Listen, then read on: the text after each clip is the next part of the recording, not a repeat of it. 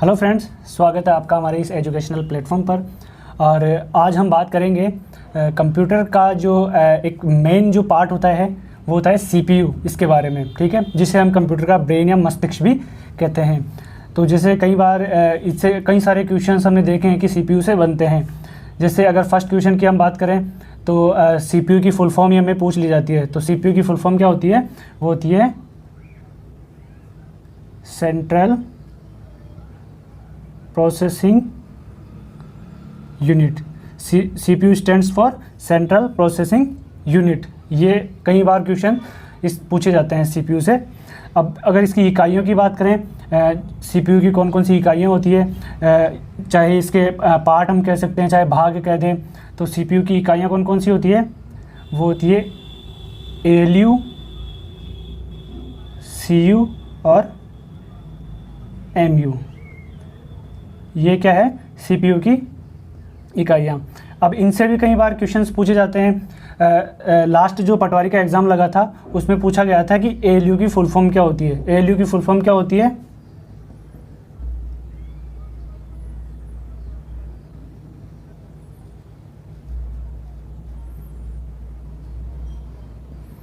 Arithmetic logic unit.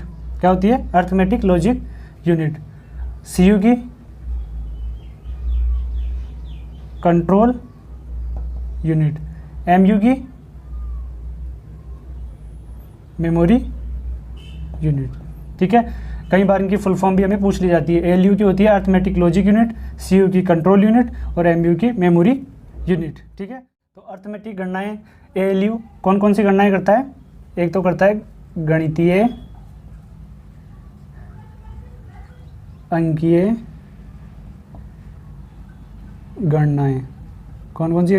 गणितीय अंकीय गणनाएं यानी मैथमेटिकल। कौन कौन सी होती है? प्लस, माइनस, गुणा और भाग। गणितीय अंकीय गणनाएं कौन कौन सी होती है? प्लस, माइनस, गुणा, भाग। कई बार एग्जाम में पूछ लिया जाता है कि गणितीय अंकीय गणनाएं कौन कौन सी होती है, तो कौन कौन सी होती है? प्लस, माइनस, गुणा और भाग। सेकेंड करता है तार्किक गणनाएं, मतलब लॉजिकल गणनाएं। सेकंड एएलयू कौन सी गणनाएं करता है? तार्किक गणनाएं, मतलब लॉजिकल गणनाएं। लॉजिकल गणनाएं कौन सी होती है? वह गणनाएं जो क्या होती है? तुलनात्मक होती है। तुलनात्मक गणनाएं यानी कंपैरिजन वाली। जैसे हो गई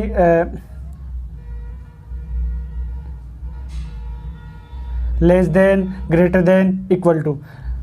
ये वाली, ये कौन सी गणनाएं होती है? ये होती है लॉजिकल गणनाएं।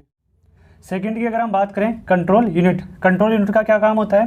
कंट्रोल यूनिट क्या करता है? कंट्रोल यूनिट सभी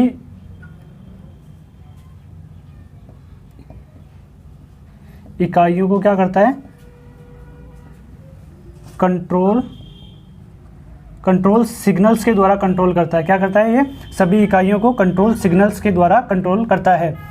और कंट्रोल यूनिट को क्या कहते हैं? कंप्यूटर का नर्वस सिस्टम भी हम कहते हैं। नर्वस सिस्टम यानी तंत्रिका तंत्र। तो कई बार क्वेश्चन पूछ लिया जाता है कि कंप्यूटर का नर्वस सिस्टम किसे कहते हैं, तो वो किसे कहते हैं? हम कंट्रोल यूनिट को। कंट्रोल यूनिट को क्या कहते हैं? कंप्यूटर का नर्वस सिस्टम या तंत्रिका तंत्र भी कहा जाता है। थर्ड की हम बात करें, मेमोरी यूनिट। मेमोरी यूनिट क्या करता है? मेमोरी यूनिट क्या करता है? अपने जो डेटा होता है उसको स्टोर करने का काम करता है। इन्फॉर्मेशन या डेटा को स्टोर करने का काम क्या करता है? Memory unit. और इसके अंदर फिर हम बात करें, इंटरनल मेमोरी हो गई, एक्सटर्नल मेमोरी हो गई, रैम, रोम, वो सब हम आगे क्या डिटेल में उसकी चर्चा करेंगे। जैसे हम सीपीयू की बात कर रहे हैं, तो सीपीयू क्या करता है? कई सारे इंस्ट्रक्शंस, कई तेज गति से, कितनी तेज गति से क्या करता है? प्रोसेसिंग करता है। तो जब सीपीयू अगर इतनी तेज गति से प्रोसेसिंग करता है तो सीपीयू की गति को मापने के लिए इसकी इकाई भी होती है। तो सीपीयू की गति को मापने के लिए इसकी इकाई क्या होती है? MIPS। सीपीयू की गति को मापने की इकाई क्या होती है? MIPS। कई बार एग्जाम्स में पूछा जाता है और कई बार इसकी फुल फॉर्म भी पूछ ली जाती है। तो MIPS की फुल फॉर्म क्या होती है? मिलियन इंस्ट्रक्शन पर सेकेंड। क्या होती है? MIPS की फुल फॉर्म क्या होती है? मिलियन इंस्ट्रक्शन पर सेकेंड। ये क्या होता है? CPU की गति को मापने की इकाई होती है। अब इसी में अगर हमें क्वेश्चन ले कि जैसे CPU इतनी फास्ट गति से काम करता है, तो जैसे अगर हमसे क्वेश्चन पूछ लिया जाए कि दुनिया का सबसे पावरफुल या दुनिया का सबसे शक्तिशाली कंप्यूटर होता है वो कौन सा होता है, तो फिर हमारा आंसर क्या होगा, वो होता है सुपर कंप्यूटर। अब जब हम सुपर कंप्यूटर को दुनिया का सबसे फास्ट कंप्यूटर कहते हैं, तो फिर इसकी भी कोई गति मापने की इकाई होगी। गति को मापने की इकाई, सुपर कंप्यूटर की गति को मापने की इकाई क्या होती है, फ्लॉप्स, FLOPS।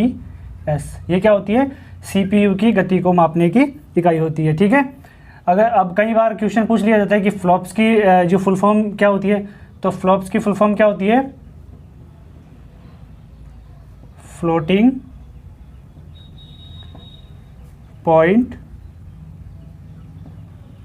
ऑपरेशन पर सेकेंड। फ्लोटिंग पॉइंट ऑपरेशन पर सेकेंड, ये क्या होती है, सुपर कंप्यूटर की गति को मापने की इकाई होती है फ्लॉप्स, जिसकी फुल फॉर्म क्या होती है, फ्लोटिंग पॉइंट ऑपरेशन पर सेकेंड। ठीक है, अब हम CPU के टाइप्स की बात करें या CPU की डिज़ाइंस की बात करें कि बेसिकली जो CPU होते हैं वो कितने डिज़ाइंस के होते हैं या कितने प्रकार के होते हैं, तो वो दो होते हैं, कौन कौन से, सिस्क और risk.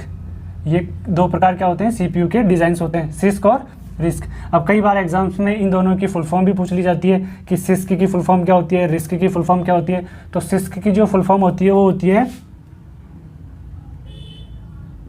Complex instructions set computer. Complex instruction set computer, ये क्या होती है, सिस्क की फुल फॉर्म। रिस्क की बात करें तो रिड्यूस इंस्ट्रक्शंस सेट कंप्यूटर, ये क्या होती है, रिस्क की फुल फॉर्म। ये बेसिकली क्या होते हैं, दो प्रकार के कंप्यूटर के डिज़ाइंस होते हैं। ठीक है, तो देखा जाए तो आज ये CPU मतलब हमने छोटा सा टॉपिक पढ़ा है, लेकिन इसमें देखो कई ट्यूशन्स हमने पढ़ लिए कि CPU की फुल फॉर्म क्या होती है, सेंट्रल प्रोसेसिंग यूनिट। इसकी जो इकाइयाँ होती है वो होती है ALU, CU, MU। फिर उसकी बात करें कि ALU क्या काम करता है, CU क्या काम करता है, MU क्या काम करता है। उसके अलावा फिर हमने पढ़ी कि CPU की गति को मापने की इकाई होती है MIPS, यानी मिलियन इंस्ट्रक्शंस पर सेकेंड। फिर बात करें कि सबसे शक्तिशाली, सबसे पावरफुल कंप्यूटर कौन सा होता है, वो होता है कौन सा, ये सुपर कंप्यूटर। और सुपर कंप्यूटर की गति को मापने की इकाई क्या होती है, फ्लॉप्स। इनकी फुल फॉर्म भी हमने पढ़ी, जैसे फ्लोटिंग पॉइंट ऑपरेशन पर सेकेंड। फिर हमने पढ़ी कि CPU के डिज़ाइंस कितने प्रकार के होते हैं, वो होते हैं दो प्रकार के, सिस्क और रिस्क। ठीक है, सिस्क की फुल फॉर्म हमने पढ़ी, रिस्क की हमने पढ़ी complex instruction set computer, reduce instruction set computer. तो इसमें कई सारे क्वेश्चंस हमारे निकल के आए। ठीक है, तो आगे अब जो हम टॉपिक स्टार्ट करेंगे वो हमारा होगा कंप्यूटर हार्डवेयर का। ठीक है, थैंक यू।